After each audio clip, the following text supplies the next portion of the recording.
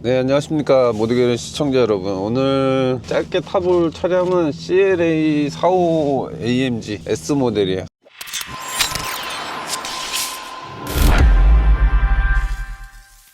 사륜구동의 420마력, 아주 강력한 녀석입니다. 라이벌로는 BMW M2 모델이 있죠. 저는 개인적으로 CLA 모델이 실내가 조금 럭셔리하다는 느낌이 들고, 그리고 무엇보다 벤츠를 약간 좋아하는 사람이라서, 그리고 신형 M2가 제 취향이 아니에요. 그래서 저는 개인적으로 요 CLA 모델을 더 좋아합니다. 그리고 신형으로 바뀌면서 원래 A45에만 적용했었던 액티브 서스펜션이라 그래야 되나? 전자제어 서스펜션이 들어가면서 서스펜션도 굉장히 영민해지고 똑똑해지고, 그 실내가 일단은 M2 대비했을 때 이제 버켓 시트도 그렇고 엄청 럭셔리한 차량이라서 저는 개인적으로 CLA를 좀 더 좋아하는 편이에요. 근데 이제 금액이 전 세대 대비했을 때 거의 1,500에서 2,000만 원 가까이 오른 거잖아요. 지금 이 녀석이 출고가가 8,880만 원으로 알고 있는데, 실질적으로 옵션 넣고 하면은 한 9천만 원 상당하는 차량입니다. 한간에 이제 이게 터보렉도 좀 있고, 제법 2000cc에 이제 420마력이니까 그에 걸맞는 빅터빈이 올라가면서 터보렉도 좀 있고 반응이 좀 굼뜨다라고 하는 리뷰도 좀 있는 편이에요. 근데 제가 느낄 때는 뭐 2000cc에 400마력을 내는 차를 저는 많이 만져봤거든요. 만져봤다는 게 이제 튜닝을 많이 해봤죠. 근데 이 정도 반응성을 내기가 쉽진 않아요. 2000cc에 400마력을 내려고 세팅을 하게 되면은 무엇보다 이제 기본적으로 터보렉이라는 게 생기고, 그리고 고RPM에 가야지만 그 최대 토크가 터지는, 그 토크가 터질 때는 또 제어가 힘들어요. 그래서 전륜 구동으로 300마력 이상을 소화하기가 어렵다라는 게 이제 정설인데, 이 녀석은 전륜 기반 가로 배치에 사륜 구동 시스템이 탑재된 420마력. 어떻게 보면 제가 좋아하는 JD맨 랜서 에볼루션, 그 라네보 같은 경우도 400마력대 튜닝을 하면 이 차량을 운행하기가 상당히 스트레스가 있어요. 터보렉이 굉장히 심하다 보니까 제대로 주행하려고 하면은 RPM을 4000rpm 이상 유지를 해야 되다 보니까 주행 스트레스가 상당히 심한데, 이 45 AMG 엔진들 같은 경우 2000cc에 420마력 내는 차인데, 이게 VTEC 차량처럼 가변 캠을 사용하면서 저RPM은 저RPM대로 반응성이 뛰어나고, 고RPM은 고RPM대로 출력이 쫙쫙 뽑아 나오는 그런 세팅이 돼 있다 보니까 저는 굉장히 만족하는 출력대라고 생각합니다. 이 세그먼트에 가장 잘 어울리는 파워트레인이라고 저는 개인적으로 생각을 해요. 근데 많은 분들이 C63에도 이제 같은 엔진이 올라가잖아요. 근데 63은 전작의 출력을 서포트 하려고 하이브리드 시스템을 갔는데, 이 녀석은 하이브리드 시스템은 아니고 그냥 420마력짜리 사기통 차다.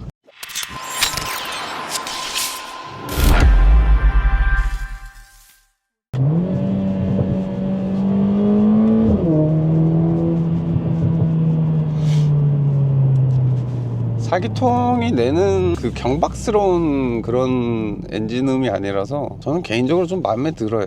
이 차가 사기통 엔진으로 고출력을 내는 엔진들 같은 경우는 좀 약간 엔진음이 경박스럽다라는 느낌이 드는 엔진들이 있는데, 요 M139 엔진 같은 경우는 상당히 사기통 엔진 치고는 정갈된 배기음이라 그래야 되나? 엔진음도 상당히 좋고, 기존 벤츠 AMG들이 이제 서킷에서 운영하기 힘들었던 냉각 문제랑, 그리고 주행 관련 장치들이 이제 에러 문제도 많았고, 그 미션 페일이 많이 들어가는 문제가 있었는데, 요 신형 45 엔진들 2000cc 사기통 엔진들은 지금 서킷에서 운영하시는 분들이 굉장히 많더라고요. 근데 서킷 운영을 했을 때 기존처럼 이제 냉각이랑 미션 관련해서 페일이 안 들어온다라고 해요. M2, M3, M4 요렇게가 서킷을 주로 이용하시는 고객분들이 이제 BMW 축이 많았는데, 이 45 시리즈 엔진을 탑재한 차량들이 요즘 서킷에 많이 오고 있다. 특히 요 CLA 같은 경우는 굉장히 빠른 랩타임도 보여주고 있고, 전륜 기반 사륜 구동 시스템이다 보니까 일반인 분들이 타기에는 조금 더 수월한 세팅이라고 해야 되나? 원활한 세팅이 되어져 있어서 많은 분들이 경기장에서 운영하시는 것 같아요. 근데 이제 후륜구동 매니아 분들은 M2를 사거나 아니면 M4로 가고, 근데 M4 같은 경우는 이제 가격대가 얘랑 갭이 차이가 많이 나다 보니까 요 가격대에서 만나볼 수 있는 차량은 M2랑 요 CLA랑 A45 요렇게가 있을 것 같아요. 미션도 이제 DCT 미션이고 하니까 장기적인 운영에는 괜찮지 않을까. 전륜기반 사륜이다 보니까 정비를 하게 되면은 6기통이나 4기통이나 비용은 아마 비슷할 거라고 추정됩니다. 그 승차감이나 노면 소음이나 이런 거는 그냥 전형적인 C클래스 정도 수준이라고 생각하시면 될 것 같아요.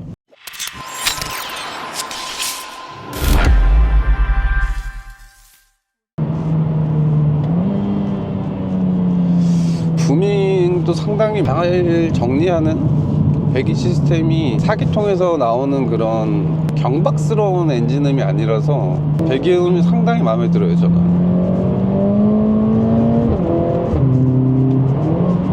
변속도 너무 빠르고, 와, 신형 BM은 이제 ZF 8단이잖아요. DCT의 직결감이랑 이 변속했을 때 감성은 아무리 ZF가 하늘을 날고 긴다고 해도 아직은 DCT 이 감성을 따라올 순 없다. 그리고 이 사륜구동 시스템에서 느껴지는 안정감, 그래서 공도 황태자라고 불릴 수 있을 정도로 공도에서 진짜 이거보다 빠르고 안정적으로 탈 수가 있는 차가 있을까라는, 저는 없을 것 같거든요. 그리고 지금 2000rpm대에서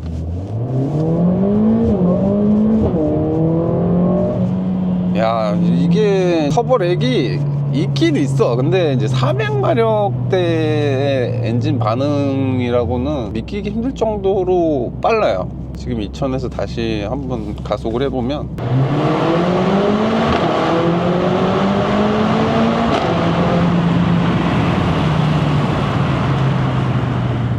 네, 빠릅니다. 터보렉이 있긴 하지만 이 가변 캠축이 바뀌는 그 타이밍에 살짝 버벅이는 건 있는데, 일상 주행할 때 터보렉을 느낄 정도의 지연 감각은 없다. 렉이 없다라고 하면 뻥이고 있긴 있어요. 있는데 터보렉 때문에 고의적으로 킥다운을 해서 운영을 해야 될 정도의 터보렉은 아닌 수준이에요. 일단 차는 너무 컴팩트하고 작아서 재밌어요. 가변캠 사용하다 보니까 연비도 꽤나 준수하게 나오는 차량이고, 가변캠이 로우캠이 있고 하이캠이 있는데, 그 로우캠을 사용할 때 연비랑 저RPM 반응성이 좋아요. 그리고 4000에서 5000rpm대에서 토크가 빠지는 영역이 없이, 하이캠을 사용하는 그 영역에서는 터보차들의 이제 터빈을 좀 작게 넣었을 때 저RPM 때 토크가 쏟아져 나오다 보니까 운전하기가 굉장히 힘들어요. 대표적으로 보면은 요즘 나오고 있는 2000cc 터보차들인데, 그 차들도 터빈이 작은 편은 아니에요. 엔진에 최적화된 크기의 터빈 사이즈인데 쏟아져 나오는 RPM대가 있어요. 그때에는 막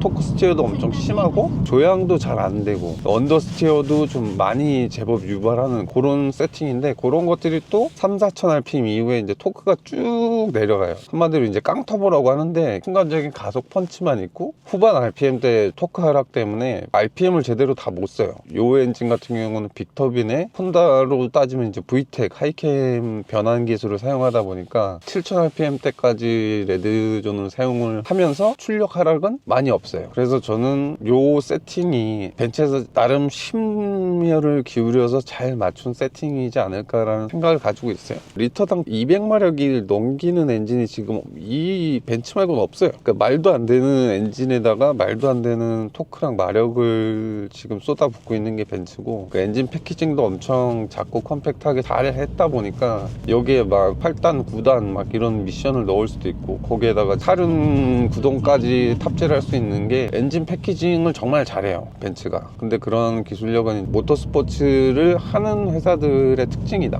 A45 대비했을 때 CLA가 조금 뒤처지는 느낌이 있었는데, 그게 이제 액티브 댐퍼 미적용이랑 고속주행 안정성이 좀 떨어진다라는 얘기도 많았고, 제가 타면서 저는 이 정도 차 크기에 이 정도 휠베이스를 가지고 있는 녀석의 고속 영역의 고속주행 안정성까지 좋은 차는 사실 드물지 않을까. 근데 요 신형 페이스리프트 된 거는 고속주행 안정성도 굉장히 많이 올라가서 해외 리뷰를 봐도 고속주행 안정성이 전작 대비했을 때 많이 좋아졌다 라는 얘기가 있어요.